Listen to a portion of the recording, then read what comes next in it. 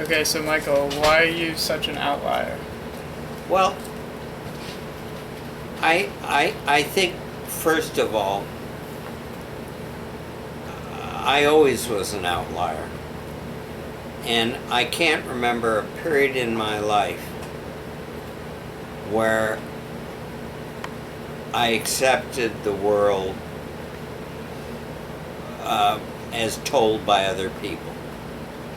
And I don't know anybody. I mean, Duncan Luce was like that, but he said I was much more broadly that even than him. But I think in personality, Duncan Luce and I, we had the same sentiments. But we were never afraid to set forth what we thought. And I think most people are very fearful of setting forth what they think. They don't want to have, and I think one of the things I'm doing with you is to train you to have your own opinions about other things. And that's, and I chose you because you were willing to do it. But I don't think you ever realized that on my part, I know what I'm doing. I mean, David I've allowed to do it, and Dristy I argue with, but I get affirmed, but I like people who disaffirm. And I have a strong preference. That was why I liked Vicki Clark, because she would argue with me about things. And I don't like dealing with robots. They're not my friends.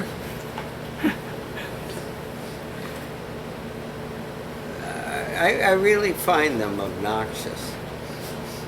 And when I go to ABBA and I see the 3,000th shaping strategy for teaching an autistic kid to say hello, I'm ready to vomit.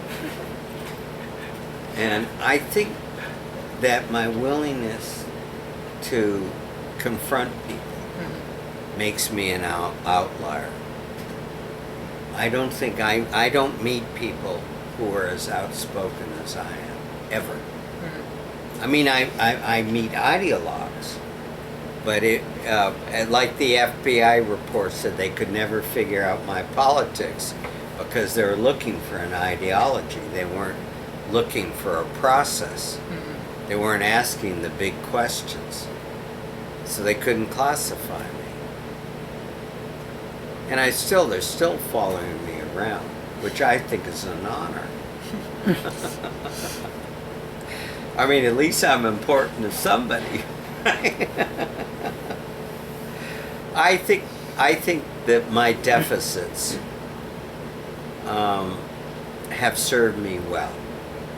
And I think one of the things that I hate about ABBA is they think that every deficit is negative. And that means they're very conventional. So I was talking to some people about Asperger's, and the people who have Asperger's often really like having Asperger's. And my view, which I clearly formulated by 1968, was we didn't have any rights to push people around as operant conditioners, period. I don't even think we have rights with dogs. I think we have to get informed consent from the dogs. How would you get informed consent from a dog? Well, you have to find out what their preferences are. That's the first thing, and you have to respect their preferences. And I think that's where dog trainers are immoral.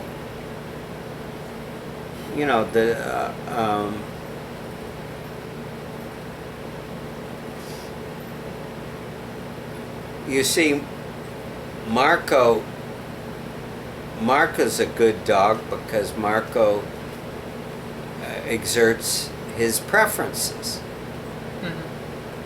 And I wouldn't, I might teach him tricks, But dogs actually have a preference for doing tricks. Because they have this preference for pleasing humans, not other dogs. They don't learn much from other dogs, which is kind of interesting. Yeah. And there's a question, a big question. Why don't dogs learn very much from other dogs, and they learn so much from humans? Is it because humans train them, or what? See, why do they pay more attention to humans? Is it because we selected them for it? I mean, these are big questions, not little questions. So, I have ADD, and Len Miller's wife diagnosed it. I have dyslexia, which Marianne Wolf diagnosed when I was at the ed school. And it was not mild to moderate. It was more moderate to severe. And I was in a dissertation where they studied me because I'm so successful for somebody with such severe dyslexia and ADD. I think the reason I don't care what other people think is because of the ADD. It doesn't register. I mean, if I'm looking at somebody and I'm thinking about it, it registers. But I mostly, like Len Miller says, we're mostly in our heads. We're not, even when we appear to be social, we're not. We're just in our heads. I sort of look at it like you would understand being a center fielder. Most of the time, you're in your head. You're paying attention to the game, but you're not paying attention to anybody. You're just working on the game. You're more like a physical mathematician than you are like a social worker. You're very detached from the other players. Yeah. And I would bet if you did a study, you would find that's true. That they're even the only person who really has to read the other players, a lot is the catcher. Catcher really has to have great, as you point out there, but you pointed out 2 dimensions. I only knew 1. See, so I learned from you. Most of my ideas I steal. And theft to me is not the worst thing. And I don't follow the rules like plagiarizing from myself. I plagiarize from myself all the time. I'm not going to rewrite something that I've already written to please some idiot formal stage person. What difference does it make? I wrote it, it's mine. I don't care who's the actual owner. That's a formality. I don't have to give myself permission to steal from myself. So I have ADD, and I would say it's pretty severe. It's moderate to severe. I also have a calcula, and that made my life very difficult in grammar school, which toughened me up. And I still have it. I can't enter data. I just can't. I have to enter it 3 times to get it, 4 times to get it to agree, and somebody else has to do data entry.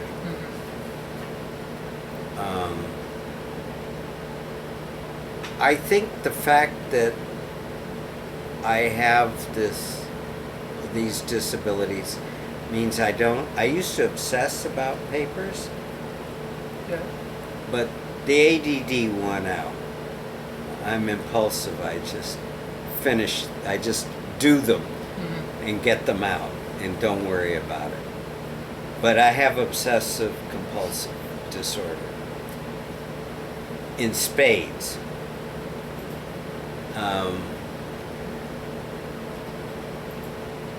And I don't have oppositional defiant. I'm not at all against authority. I just make my own judgment about, like I never been arrested by a person during a demonstration. I don't see the percentage. I've been to jail. I've been arrested. But I got arrested probably the only oppositional time in my life. When I deal with crazy people, especially real crazy people, once in a while I'm in danger. But Tom tells me not to deal with crazy people, but I don't mind dealing with them non-professionally. Doesn't bother me. He asks, I said, listen, if I can save somebody, I'm going to do it. Not because I care, but because of my OCD.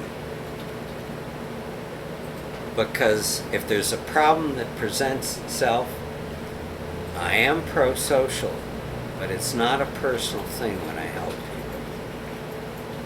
It's I don't like their problems. They annoy me.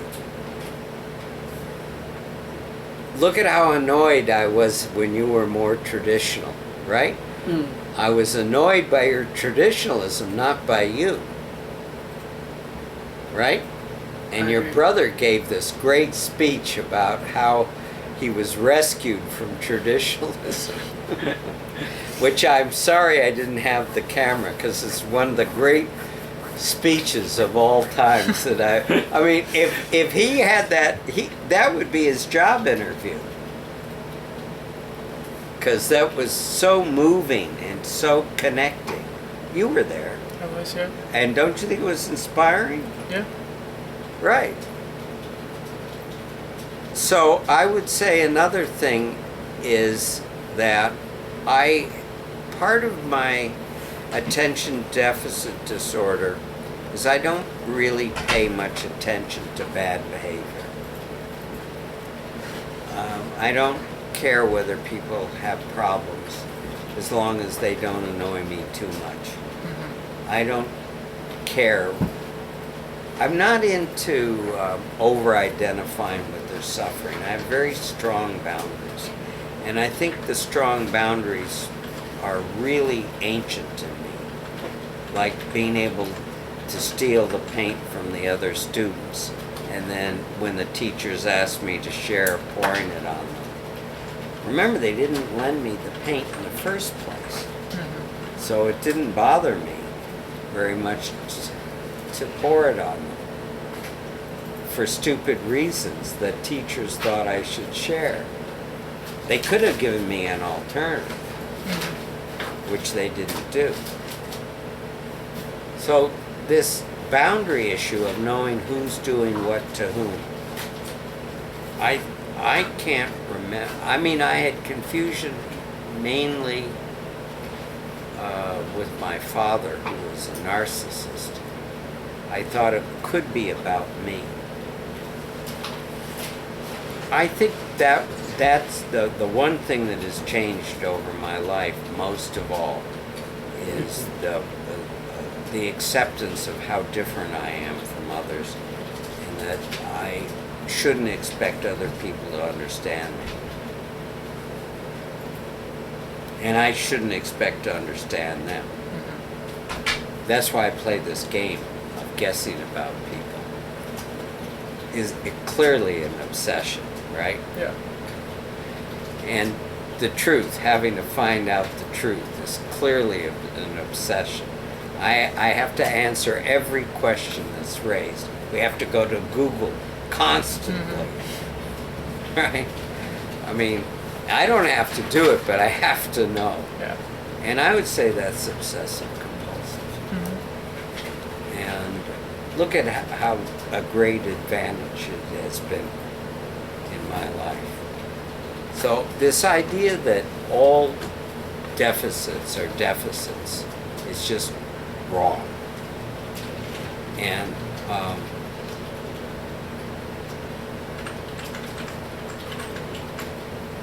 you know, let's say you're in a terrible situation, like you're in the army. You want a hero who will go out and kill 20 people.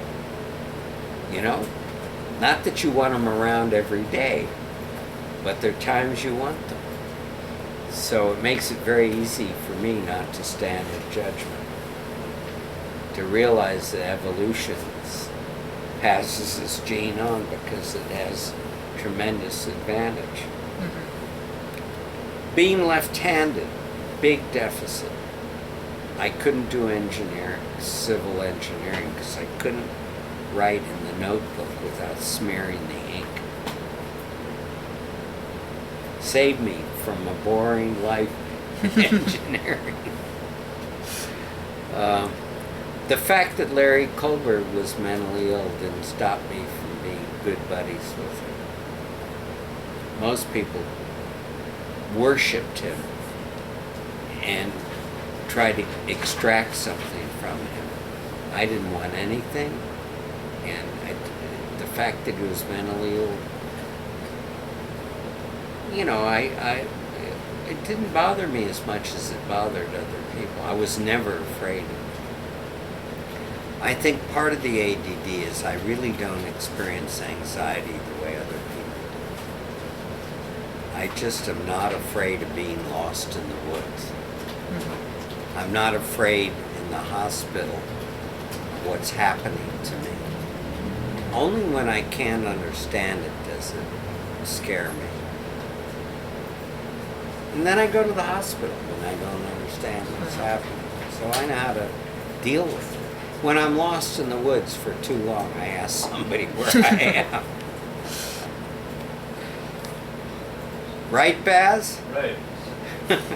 So I have strategies, but I always ask for help. And I think that the fact of all the deficits meant that early on I knew that getting help was really a good idea. And accepting offers of help. Mm-hmm. And I think most people feel shame for asking for help, and I don't feel any. Yeah. I can remember I was having trouble getting my car out of a space in Harlem. So I went up to the gang leader and I say, would you help get your guys together to help push my car out? And they were very happy, you know, that a white guy was asking these guys to help. I got my car out. I never worried about going to Harlem. You know, the police warned me not to go into Roxbury, but I go anyway. I don't care. I went to black jazz clubs with Rick Nelson. You know, we went into all black neighborhoods. We were underage. We didn't care. So I think the fact that I have this sort of fearlessness, I think other people consider it a deficit because there's a lack of feeling. I always see myself as being very flat in emotion. People say I am and I'm not. But I always experience myself as being very emotional. But other people say I'm not. But I don't know what's true. I watch myself in film, and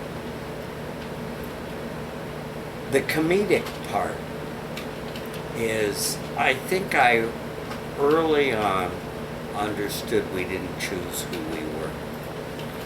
And so I thought life was a cosmic joke.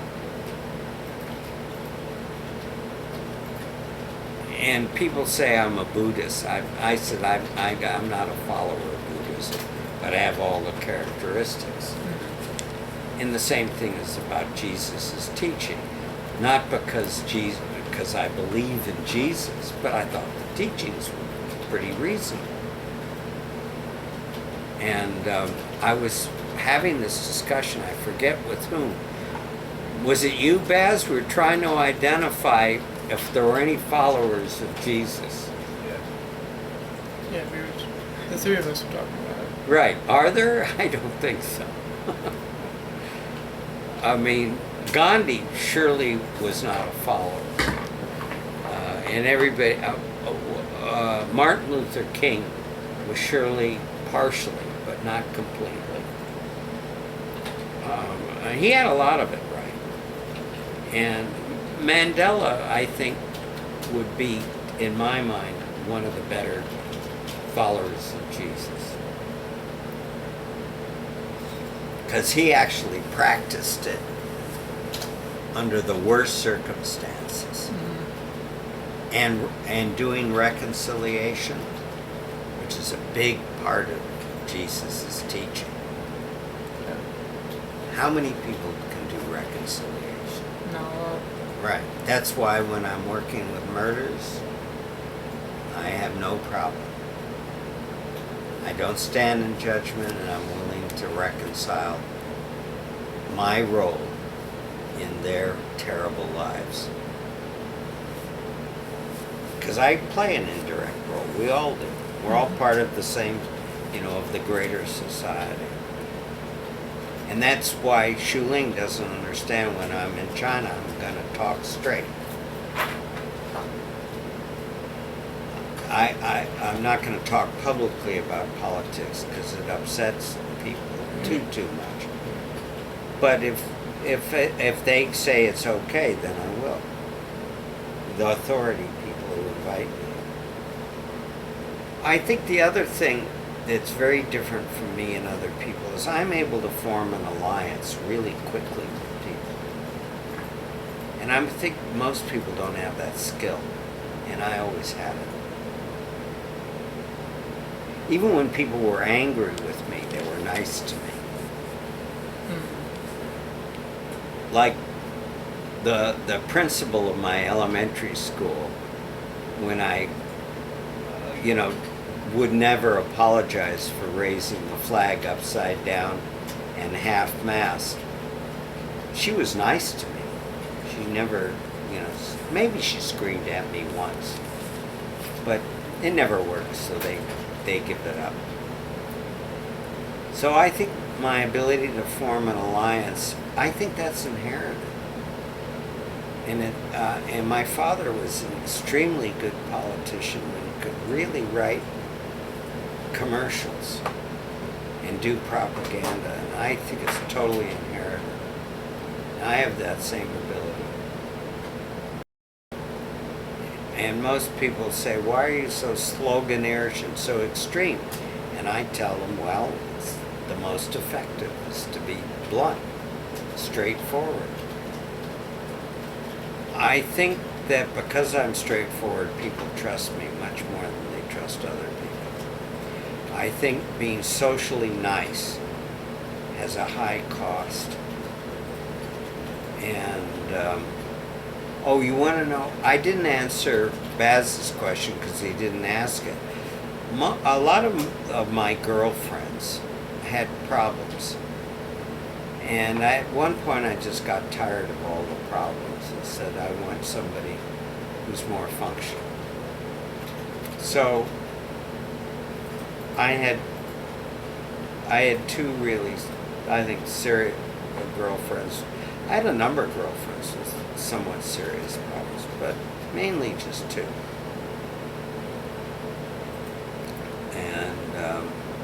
And I gave up hanging out with borderlines. And if I have to be around them, I know how to behave.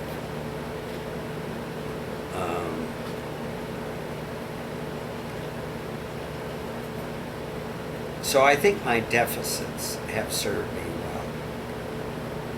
I don't recognize faces.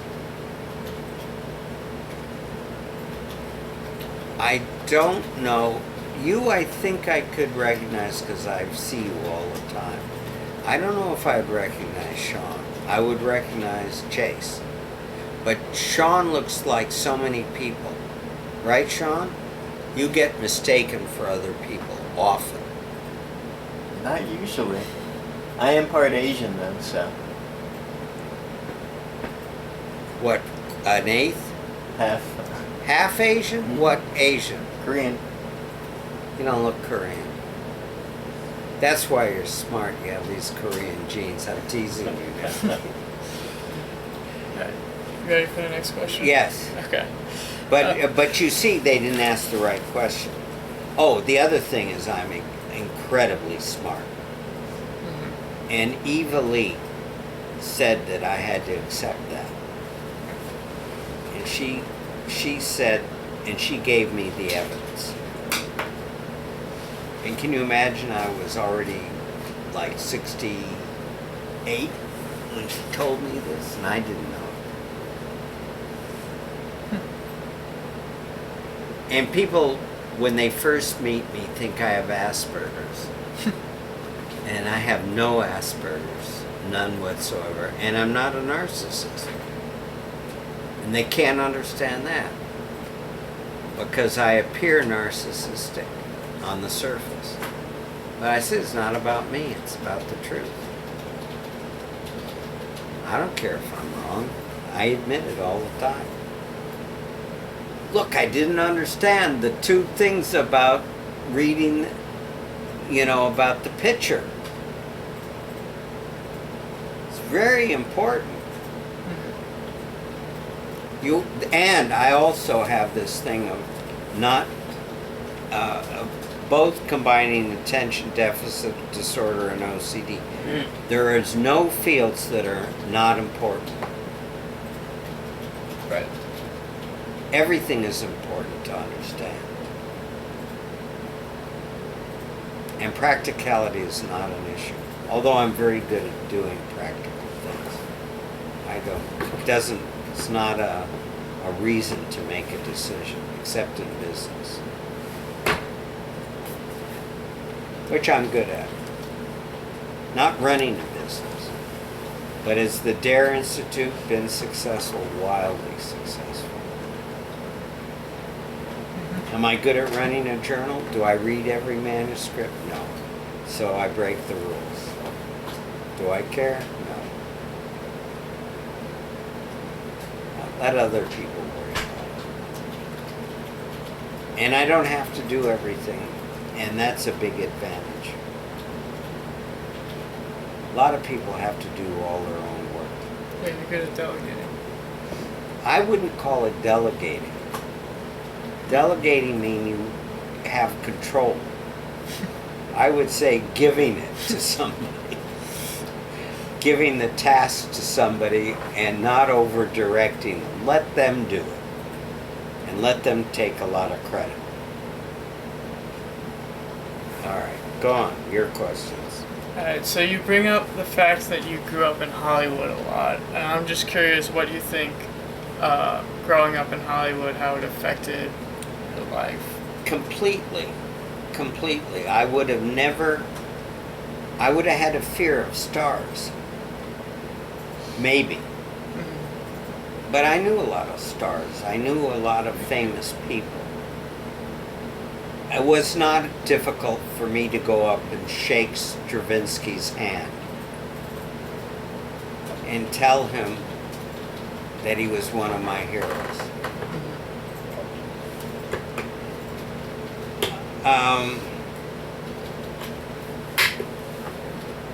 I don't think I think,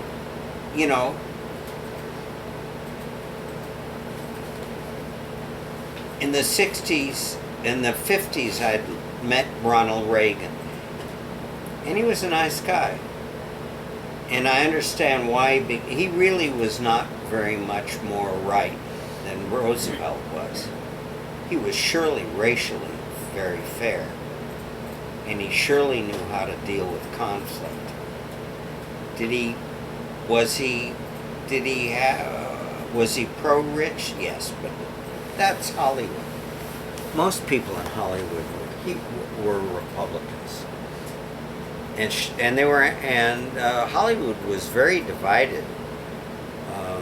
All the studio heads who were Jewish were also Republicans because they wanted acceptance. they still weren't allowed into the golf clubs. They still, no one would socialize with them. I was just thinking, Geraldine Chaplin yesterday was 71 years old. I remember going to her birthday party at Charlie Chaplin's house. Now, does that affect you? I surely knew who Charlie Chaplin was. And, you know, I mean, you know how important these people are.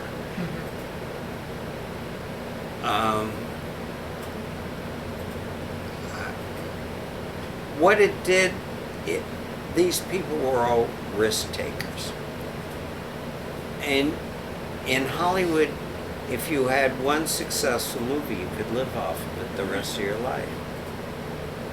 So it made me like owning property. It made me, it reinforced that there were big risks and that people who didn't take them had more mediocre lives. And even the communists that I knew never starved a day, even though they went to jail and so forth. I learned that, and I learned there's that if you have talent, you sort of have a duty to use it in a moral sense. And so Rick Richardson, I never really accepted that he didn't finish his PhD and become a professor, because he would have been wonderful. He did evaluation, which is minor and unimportant, because he was a brilliant guy. His wife never understood it. I don't think he understood it either. So I think I learned you have a duty. I think I also learned a lot of social responsibility. But I think also in Hollywood,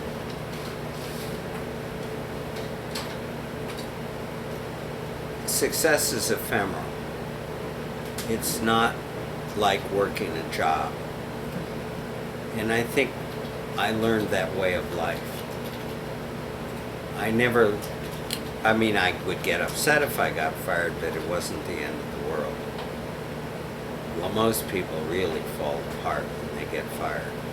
I just, I would try to understand it. I mean, when I got fired from Northern and I came to Harvard, I always inform the guy who fired me every time I have a success. So, and I thank him for firing me. That's the comic part, right? I really think that things are more of a cosmic joke. And I think that in Hollywood, people come, the people who suffered, the only people who suffered were stars. Writers, they didn't really suffer. They didn't get enough money. Directors, producers, But I mean, people like Robert Altman, the way he shoots his movies, he turns the camera on and it's the same. There are no cuts in the whole movie. Have you ever seen a Robert Altman? Go look at Nashville. Okay. Nashville is just the most unbelievable movie. It's not, it's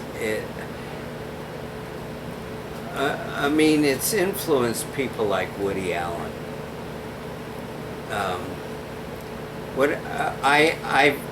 I have walked by Woody Allen, but I never met him. But I do remember walking by him. I have this great visual memory. He was with a small entourage. But I think that you learn that risk-taking is all you can do.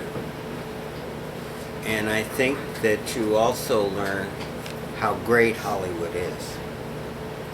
And I think that the message of doing great things really matters. And most people are willing to do a job and not try to do great things. And I think that that was the biggest influence. And so by the time I got to college and I started knowing Nobel Prize winners, I don't think consciously I reflected on it until more recently, but they did have a big impact on me. But I consider them just Hollywood stars.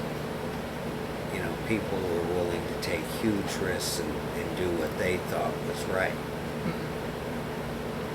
Now, Luce was very fortunate that, you know, the Defense Department, ARPA, wanted to support his research, but I think it also constrained him. He could have been broader the way I am, because I didn't care about grants. I care about real estate and how to raise the rents.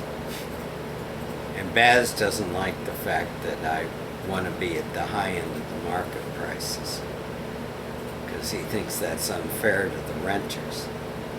I said they can go live in Somerville like you. Life isn't fair. I think that I also learned that growing up in Hollywood, that you really had to have a team. And so when you say I delegate, I really look at more like we have different roles on the same team, not delegation, not top down. The sound man, you think the director knows how to do the sound, knows how to do the lighting? You think the director knows all the roles? Absolutely not. Right? They have to trust people. They have to choose people. Ozzie Nelson had the same crew for 20 years. Cuts the cost down. When they got into trouble, he would help them out. Being a nice guy always goes a long way. So the handbook for students is give back. What else? Did that tell you enough about Hollywood? I think talent. I never met Marilyn Monroe, but I did meet Betty Davis. And I felt sorry for her because she was smoking. And that's when she died.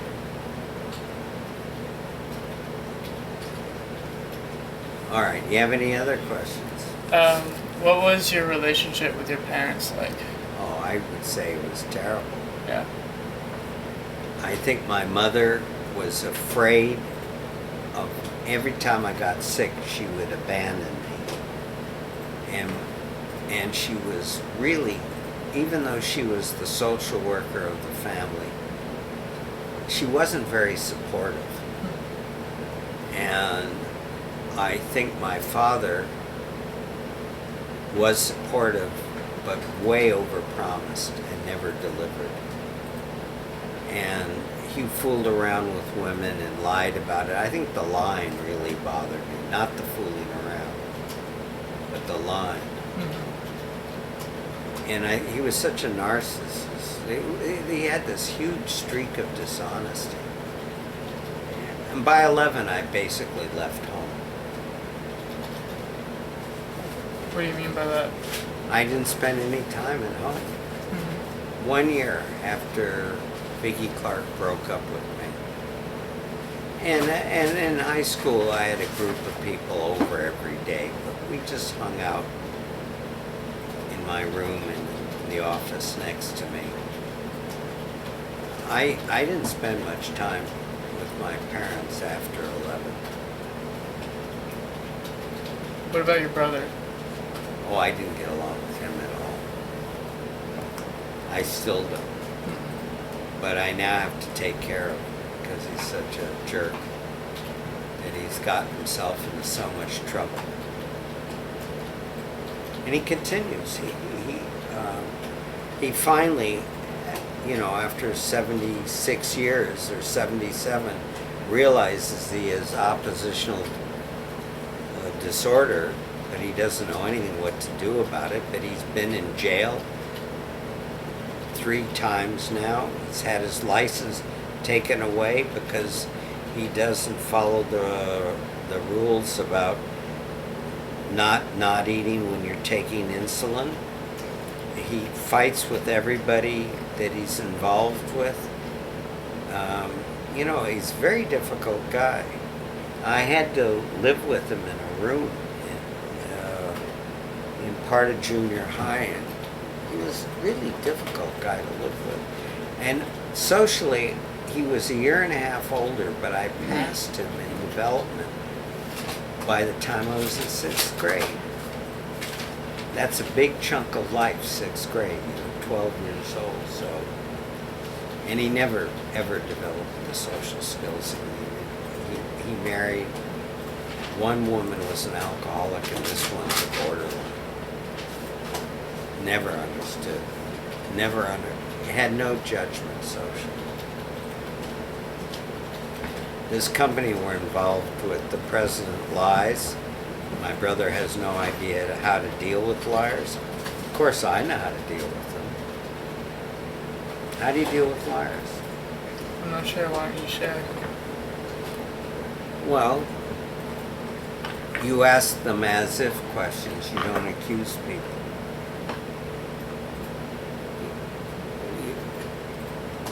You've watched these NCIS type shows, CIS. They always ask the people who they can't get the truth from. They ask them about hypothetically.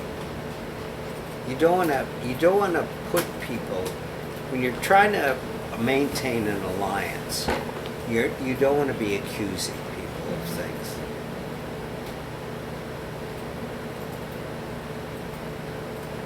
And most liars,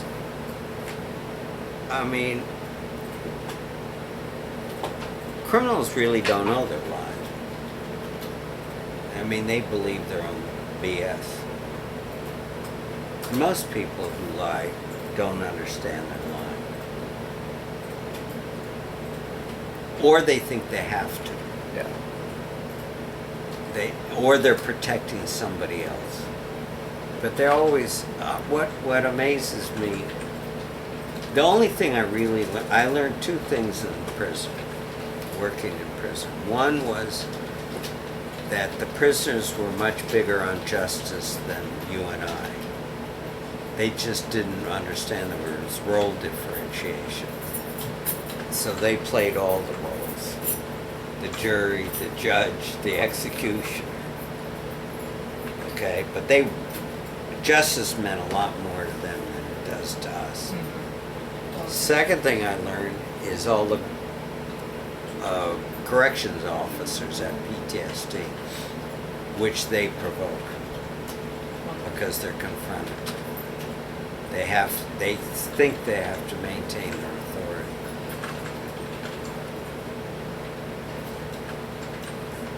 I never think that. I do. When people do totally wrong things here, I mention it. Not nicely. What else? Did I answer that question? Yeah.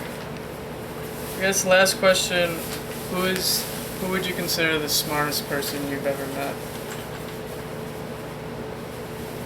God, I told you I knew 11 Nobel Prize winners, and Luce was a Field Prize winner. The guy I knew, and Kohlberg, was brilliant also, and so was Herrnstein. But I think overall, in general, I would say Alvarez was the smartest, but only because of what he did in his life. The K-Mez, he had a Nobel Prize, and with his son, he also figured out how the dinosaurs went extinct. So, 2 pretty different fields. Mm-hmm. And so I would say he had to be the smartest. But of the smart people that I knew, I would say Luce was the smartest. Don't you think Duncan Luce was smarter than Dick? I mean, Dick always said if you couldn't solve a problem, you had the RDL solution. Go ask Duncan Luce. And that was the way I always did the same thing. He thought that the orders of hierarchical complexity, he knew they were equally spaced, but he didn't think stage was. Turns out stage is. And I think Theo Dawson, who was one of my graduate students, very smart woman, she said it's a consequence of 2 to the n. That if the orders of hierarchical complexity are equally spaced. See, what Luce said is n didn't have to be an integer because the orders are ordinal. That was his argument. But it turns out that n is a equally spaced ordinal. So I invented a new scale, equally spaced ordinals. How could he know that? He couldn't, right? He didn't have the experience that I had in Theo. But it turns out they are equally spaced. And the study that Len Miller and Sartok, did you work on the limits paper? No, That was your brother? I think so, yes. Well, we found out that if you take log H, you get an R of about, I don't know, 0.85 or something. So the fact that it's, predicted by log H is also a second set of support. Can't be a linear function unless it's underlyingly linear. N is linear, but 2 to the n is an exponential. So I would say socially smart, Glenn T. Seaborg was socially the smartest. He was the chancellor. And I think Clark Kerr, who was the president of UC, and he and Pat Brown together designed the UC system. And I think the UC system is one of the major academic inventions. There's no state that has anything close to it. And I think that's why Silicon Valley is where it is. Stanford and Berkeley. The Stanford isn't part of the UC system. No, but Berkeley is. A lot of the people at Apple were Berkeley people. I mean, I just knew. And he invented it. I mean, they, sat down and invented it. So socially smart, I think they were. I think I never met Disney, but in terms of practical art, I think he was a real. Well, everybody knows he was a complete genius. I mean, you look at what he developed, and his stories, which he edited, and basically was the senior writer of every movie he ever made. I mean, these are just the most brilliant reworks of every one of them, right? Pinocchio, all of them. Cinderella. They're all just unbelievably beautiful. And I think very instructive. Bambi is the only scary one. Terrified Did I get along with my parents? Very well. And my parents trusted me, and I took care of them in later life.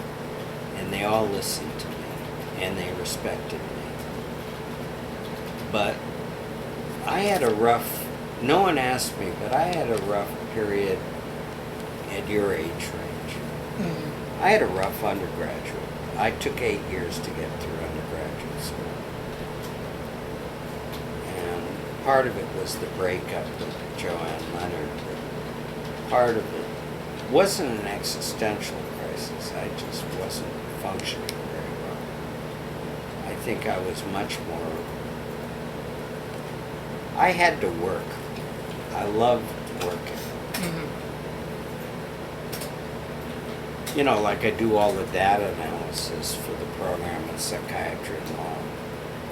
And I design most of the studies. That's work, you know, it's not a passion of mine. I don't really care about expert witnessing. And I surely don't believe in criminal law. But I do, and I think that a lot of civil law is miscarriage of justice. You know, I think a lot of doctors who are guilty of malpractice get off because of the big deep pockets of the insurance companies. And I don't think doctors realize they have excessive narcissism. Does this answer your question? Yep, I think we're good. This is the last interview, and this concludes the YouTube series. And I asked Kyle to sit here because I'm going to change the interview around somewhat. I'm going to ask him what I should do for people after they leave there. What should be my role, if any? What good can I be in the future? That's an interesting question. It's hard for me to predict the future, but I think you can always play the role of as an advisor to people. You know, maybe check in on them and make sure that they're like following your advice for grad school and being independent and not following in the steps of their advisor. How do I build them up when all this pressure is put on them? I don't know. You can draw from your experience and just let them know that the pressure they're feeling at that moment isn't as big a deal as they probably think it is. Very good advice. I think that's exactly right. And why am I obsessed with baseball? I don't know. Well, why don't you ask me? You've noticed I've become obsessed, right? Yeah. Well, the reason is it's a metaphor. Yeah. And I've always been obsessed with baseball. All the interventions, the gamification was based on idealized baseball rules. In fact, I think the way you get people to participate in society, what is different in my view of democracy is everybody has to be rewarded for their contribution, but everybody should be expected to contribute. Just like in baseball, if you got rid of the substitute batters, everybody would go to bat. And it doesn't matter whether you're whether you have a .1 or a .345, it's fair if everybody has to do it. So unequal contributions, but I think everybody gets rewarded for their doing what they can do. Right. And people are specialized in baseball. and we don't treat everybody as equal. So I think it's an extremely good metaphor for all of life. Baseball I'd get rid of the substitute batters. Make it fair. Make the pitcher bat. And I'd make it, but baseball, I think, as the sport goes, is probably the fairest of all the sports. It has a very low rate of injury, and they got rid of chewing tobacco, and that was why people were dying young, was chewing tobacco. And they moved it from a very low class sport into it's a way for minorities, immigrants, to become quite wealthy. And there are really a lot of teams. And I think having 2 leagues is absolutely right. And I don't mean the East-West and the NFL. I mean really 2 separate leagues with quite somewhat different rules. I think there always should be competition between big systems. And I don't like the way they handle sports in college. I think the players should be paid. Yeah.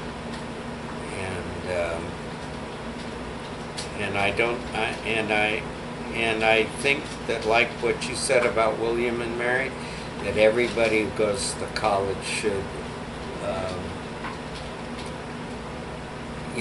meet not minimum but moderate academic standards, not minimum. I also think that because people can't play baseball or any sport their whole life, this is essential in making sure that they do better. Lately, at least they've been training players about what to do when they retire. And so there have been tremendous social advances. I think sports is a much better way of doing war than war. Yeah. And politics is also a toned down form of war. But I think that we evolved to be highly competitive, and I think that's not a terrible thing. Most intellectuals I know think it's terrible, but I don't. I think it's a great thing. And I think I encourage women to go out for sports. It increases their independence later on and their assertiveness. And my experience is people who've worked here, who've done sports, do better. I look for people who have a sports background. They're able to finish their work faster, and they're tougher. They argue better. So do you have any other questions that you were always afraid to ask? No. All right, we're done.